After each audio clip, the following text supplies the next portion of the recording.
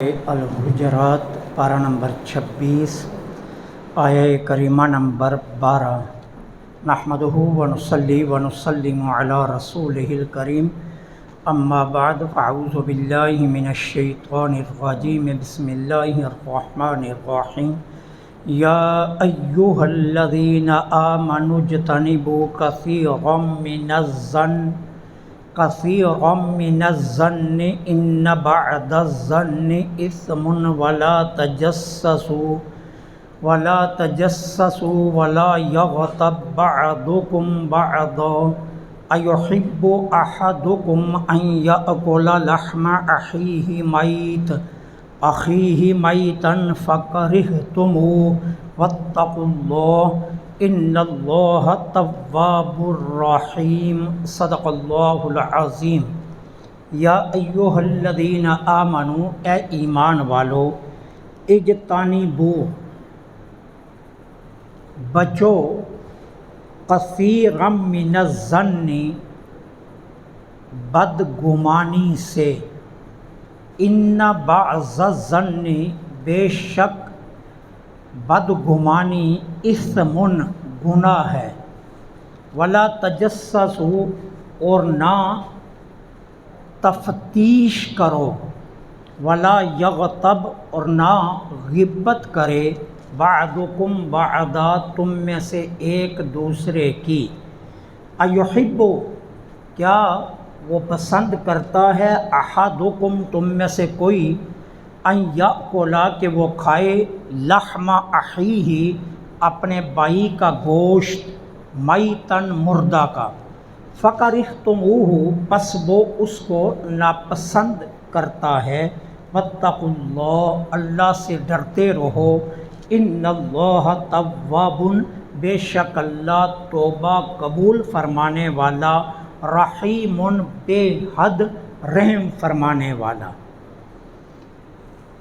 یہ آیہ کریمہ بھی اسلامی معاشرے کے تشکیل کے لیے بہترین ترین اصولوں پر مبنی ہے۔ حکم کیا ہے؟ گمان کرنے سے بچو۔ یہ حکم دیا گیا ہے کہ گمان کرنے سے بچو۔ کیوں؟ میرے آقا کریم علیہ الصلوۃ والسلام نے فرمایا، گمان کرنا سب سے جھوٹی بات ہے۔ گمان کرنا یہ سب سے جھوٹی بات ہے۔ سیدنا حضرت ابو ہریرہ کی مرویات میں سے یہ روایت ہے کہ سرکار دو عالم صلی اللہ علیہ وسلم نے فرمایا، گمان سے بچو، کیونکہ گمان کرنا یہ سب سے جھوٹی بات ہے۔ تجسس نہ کرو، کیا مطلب؟ کسی کے حالات جاننے کے لیے تفتیش نہ کرو۔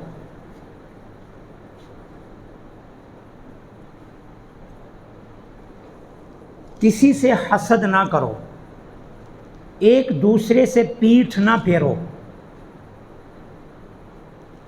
اور نہ کسی سے بغض رکھو۔ اللہ کے بندو، بھائی بھائی بن جاؤ، یہ میرے آقا کا فرمان ہے۔ اس لیے بدگمانی سے منع کیا گیا، سختی کے ساتھ، بغیر کسی قوی دلیل کے، بغیر کسی مضبوط دلیل کے،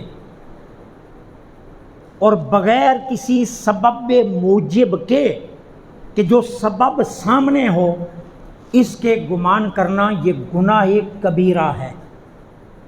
اور کئی مواقع ایسے بھی ہیں کہ سرکار دو عالم صلی اللہ علیہ وسلم نے فرمایا، ہر مسلمان کے لیے خیر کا ارادہ رکھو۔ حضرت انس رضی اللہ تعالیٰ عنہ کی بارگاہ میں ایک شخص کو لایا گیا کہ جس کی داڑھی سے شراب کے قطرے ٹپک رہے تھے۔ یہ حالت دیکھ کر بھی حضرت انس نے فرمایا، اللہ کے رسول نے ہمیں بدگمانی سے منع کیا۔ ممکن ہے اس نے منہ میں ڈالی اور کلی کر دیو، ممکن ہے اس نے نہ پیو، ممکن ہے کسی نے اسے زبردستی پلائی ہو، ممکن ہے اس نے منہ بند رکھا اور کسی نے اس کے منہ میں ڈالنے کی کوشش کی ہو جو اس کی داڑھی سے ٹپک رہی ہے۔ تو جب ہمارے پاس کوئی قوی دلیل نہیں ہے تو اس حال میں بھی ہمیں بدگمانی سے منع کیا گیا۔ جب اتنی احتیاط ہے بدگمانی کے بارے میں تو ہم تو کوئی کسی کو معاف ہی نہیں کرتے۔ میں نے رات بھی کچھ دکھ آپ کی خدمت میں عرض کیے تھے اور آج بھی کہہ رہا ہوں، ہم کسی کو معاف نہیں کرتے۔ ہماری کوئی محفل بدگمانی سے خالی نہیں جاتی، ہماری کوئی نشست بدگمانی سے خالی نہیں جاتی۔ ہم ہر وقت ایک دوسرے کے لیے بدگمانیاں رکھتے ہیں، اور بدگمانی سے قرآن میں منع کیا گیا سختی کے ساتھ۔ سرکار علیہ الصلاۃ والسلام نے فرمایا جب کسی کے متعلق بدگمانی کرنے لگو تو تحقیق کر لیا کرو، تحقیق کر لیا کرو۔ سن کر بدگمانی کرنے والا سب سے بڑا جھوٹا ہوتا ہے۔ اور میں نے آپ کو حضرت علی رضی اللہ تعالیٰ عنہ کا ایک قول پہلے بھی سنایا تھا کہ حضرت علی رضی اللہ تعالیٰ عنہ کوفہ کی جامعہ مسجد میں تشریف فرما تھے۔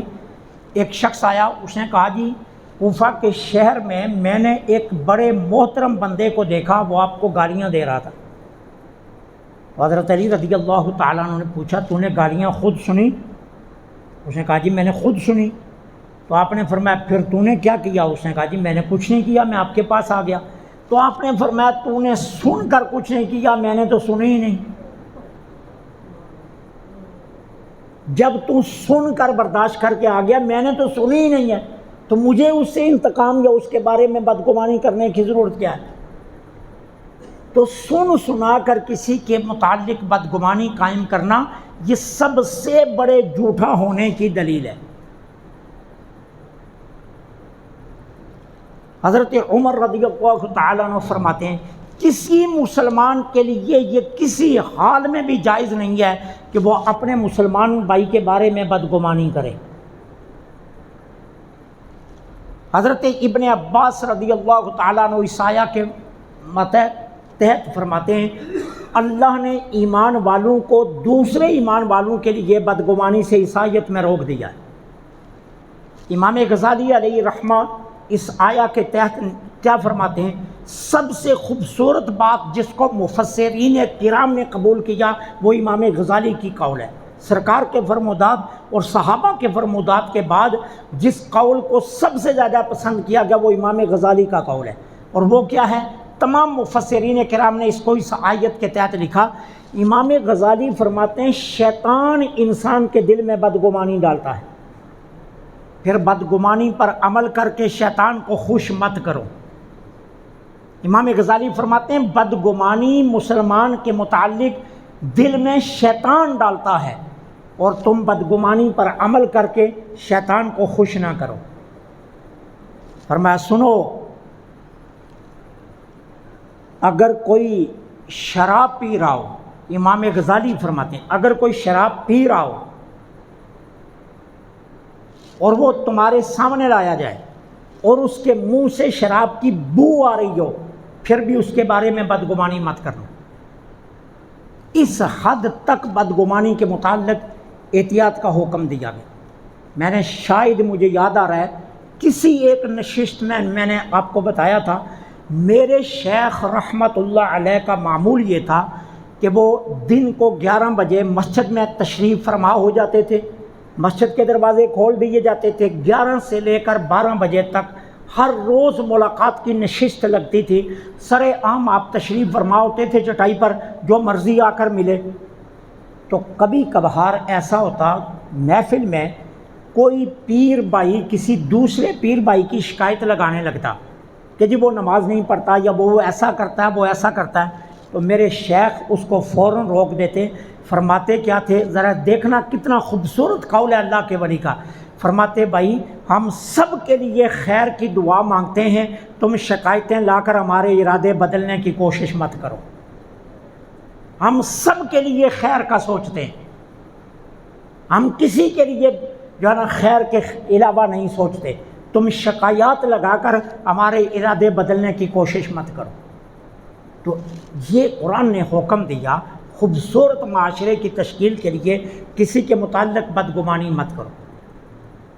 حاتب بن بلتا رضی اللہ تعالیٰ عنہ کی ایک مشہور روایت ہے، میرے آقا نے حضرت علی اور دیگر چند صحابہ سے فرمایا فوراً جاؤ، مقام کرخا میں ایک عورت بیٹھی ہوئی ہے باغ میں، اس کے پاس ایک خط ہے، وہ خط لے کر آؤ۔ اب یہ گئے، حضرت علی نے اس عورت سے کہا خط دو۔ یہ مشہور حدیث ہے، آپ نے کئی مرتبہ شاید علماء سے سنی ہوگی۔ اچھا، عورت نے کہا میرے پاس کوئی خط نہیں۔ حضرت علی نے فرمایا میں تمہارے کپڑے اتار دوں گا، پھر تمہیں دینا پڑے گا 2 خط۔ اس نے اپنے بالوں کی چٹیا سے پیچھے سے خط نکالا اور دے دیا۔ جب خط کھولا گیا تو وہ خط حاتم بن بلتا صحابی رسول تھے، ان کی جانب سے مکہ والوں کی طرف لکھا گیا تھا، اور اس میں سرکار کی کارروائیاں لکھی گئی تھیں۔ مکہ والوں، حضور تمہارے خلاف یہ تیاری کر رہے ہیں، تمہارے خلاف یہ تیاری کر رہے ہیں، تمہارے خلاف یہ تیاری کر رہے ہیں۔ اب صحابہ وہ خط لے کر حضور کی بارگاہ میں پیش ہوئے۔ اب محفل لگی، میرے آقا نے فرمایا حاتم بن بلتا یہ خط تو نے لکھا؟ عرض کی حضور میں نے لکھا۔ انکار نہیں کیا، حضور میں نے لکھا۔ اچھا کیوں لکھا؟ عرض کی حضور اس لیے میں قریش خاندان سے تعلق نہیں رکھتا، مکے کا رہنے والا ہوں لیکن میں قریشی نہیں ہوں۔ اب جو قریشی صحابہ ہیں ان کے رشتہ دار مکہ میں بیٹھے ہیں، ان کے رشتہ داروں کو کوئی تنگ نہیں کرتا کیونکہ رشتہ داریاں ہیں، اور میرا خاندان میں اکیلا ہجرت کر کے آیا ہوں، میرا خاندان مکے میں بیٹھا ہوا ہے اور مکہ والے میرے خاندان کو تنگ کر رہے ہیں۔ میں نے یہ ایک بہانہ ڈھونڈا کہ میں آپ کی کچھ باتیں ان کو بتاتا ہوں، ان کے دل میں میرے لیے نرمی پیدا ہوگی اور وہ میرے خاندان کو تنگ نہیں کریں گے۔ میرے آقا نے فرمایا حاتم بن بلتا تو نے سچ بولا، اللہ نے تجھے معاف کیا۔ کتنا بڑا جرم تھا حضور کی جاسوسی کی، کتنا بڑا جرم تھا۔ میرے آقا نے فرمایا اللہ نے تجھے معاف کیا۔ حضرت عمر نے عرض کی حضور اجازت دیں میں اس منافق کی گردن اڑا دوں۔ میرے آقا نے فرمایا عمر اس کو منافق مت کہو، یہ بدری صحابی ہے اور بدر والے صحابہ کو اللہ نے معاف کر دیا۔ کس قدر بدگمانی سے میرے آقا بچے، کس قدر احتیاط کا حکم دیا کہ حضرت حاتم بن بلتا کے متعلق میرے آقا نے کوئی بدگمانی قائم نہیں کی۔ حالانکہ پوری تفتیش بھی ہو گئی، خط پکڑا بھی گیا، لیکن میرے آقا نے حاتم بن بلتا کے متعلق کوئی بدگمانی قائم نہ کی اور انہیں صحابی ڈکلیئر بھی کیا، انہیں اچھا بھی ثابت کیا اور فرمایا اس کا کوئی گناہ نہیں ہے۔ تو بدگمانی سے بچو۔ اس لیے اسلام میں بدگمانی سے سختی کے ساتھ روکا گیا ہے کہ بدگمانی مت کرو۔ اس کے بعد فرمایا ولا تجسسوا، تجسس نہ کرو۔ کیا؟ کسی مسلمان کے عیوب کو اور اس کی کوتاہیوں کو تلاش مت کرو۔ کسی مسلمان کے عیب اور اس کی کوتاہیاں تلاش مت کرو۔ مسلمان کے ظاہر حال پر عمل کرو اور اس کے عیبوں کو تلاش نہ کرو۔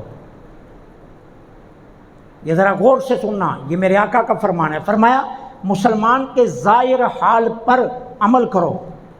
ظاہر نماز پڑھ رہا ہے، اب گھر جا کر کیا کرتا ہے، اس کے کیا عیوب ہیں، پس پردہ کیا کر رہا ہے، ٹھیک ہے نا، کس جگہ پر کیا کر رہا ہے، اس کی تلاش نہ کرو۔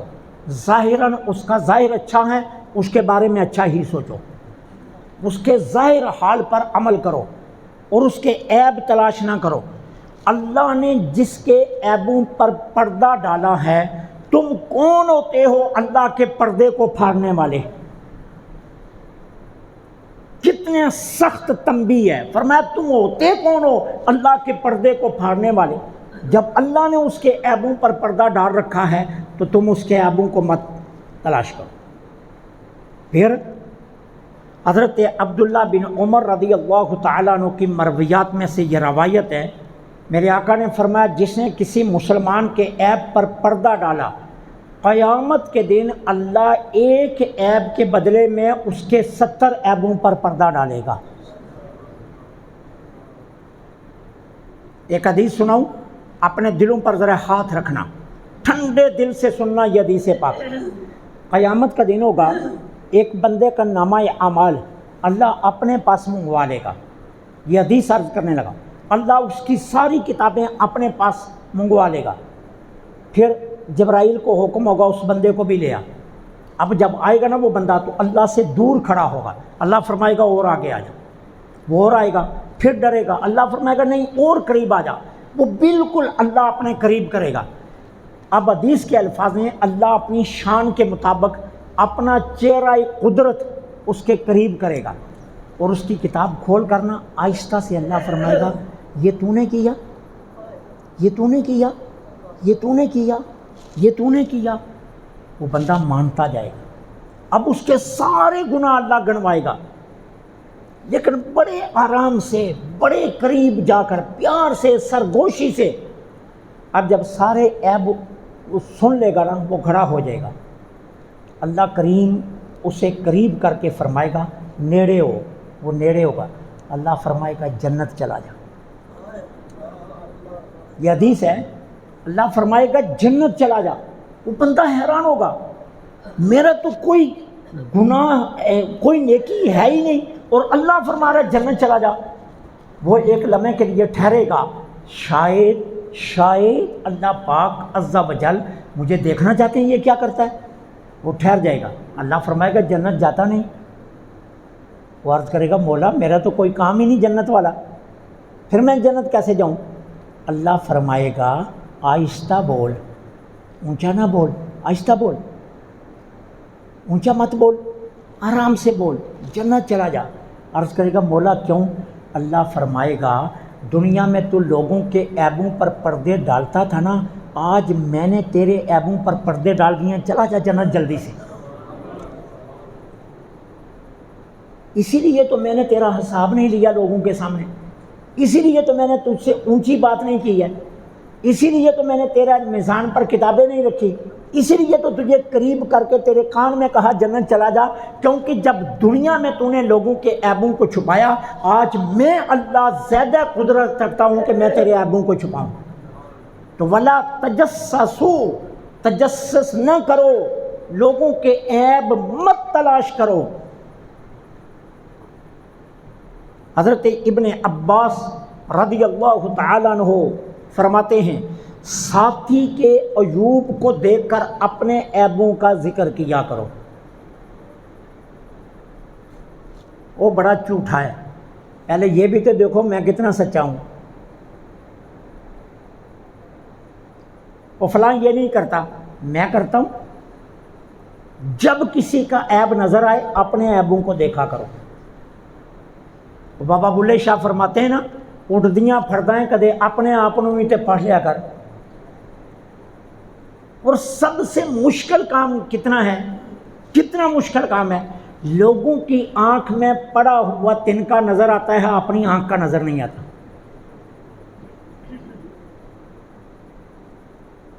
اور حکیم لقمان کا قول بتاؤں، حکیم لقمان فرماتے ہیں مکھی مت بنو، انسان بنو، مکھی مت بنو۔ کیوں؟ خوبصورت لباس پہنا ہے آپ نے، خوشبو لگائی ہوئی ہے، سپرے لگائی ہوئی ہے، منہ دھلا ہوا ہے، منہ پر کریم لگائی ہوئی ہے، خوشبو آ رہی ہے، آپ نے فیشل کروایا ہوا ہے، آپ کا لباس کے ایک سلوٹ بھی نہیں ہے، سارا جسم خوبصورت ہے۔ مکھی ڈھونڈ کر جہاں کہاں بیٹھتی ہے؟ جہاں زخم ہوتا ہے۔ اتنے خوبصورت جسم پر نہیں بیٹھتی، جہاں زخم ہوتا ہے وہاں جا کر بیٹھتی ہے۔ کہا مکھی نہ بنو، انسان بنو۔ عیبوں پر مکھی بیٹھتی ہے، انسان نہیں بیٹھتا، انسان بنو۔ ولا تجسسوا، عیب نہ تلاش کیا کرو۔ سیدنا حضرت ابو ہریرہ کی مرویات میں سے یہ روایت ہے، میرے آقا کریم علیہ الصلوۃ والسلام نے فرمایا بھائی کی آنکھ کا تنکا اپنی دیکھ کر اپنی آنکھ بول نہ جایا کرو۔ بھائی کی آنکھ میں تنکا دیکھ کر اپنی آنکھ کا تنکا بول نہ جایا کرو۔ اور حضرت عبداللہ بن عمر رضی اللہ تعالیٰ عنہ فرماتے ہیں کسی شخص کے گمراہ ہونے کے لیے بس اتنی بات کافی ہے کہ لوگوں میں جو چیز وہ دیکھے اس کو اچھالے اور اپنے اندر نظر نہ کرے کہ میں کیا ہوں، اپنے اندر نظر نہ کرے۔ کسی انسان کے گمراہ ہونے کے لیے یہی سب سے بڑی دلیل ہے کہ وہ اپنے عیب نہیں دیکھتا اور لوگوں کے عیبوں پر نظر رکھتا ہے۔ اس لیے قرآن نے کہا وَلَا تَجَسَّسُوا، تفتیش نہ کرو، لوگوں کے عیب نہ ڈھونڈو، لوگوں کے عیب نہ تلاش کرو۔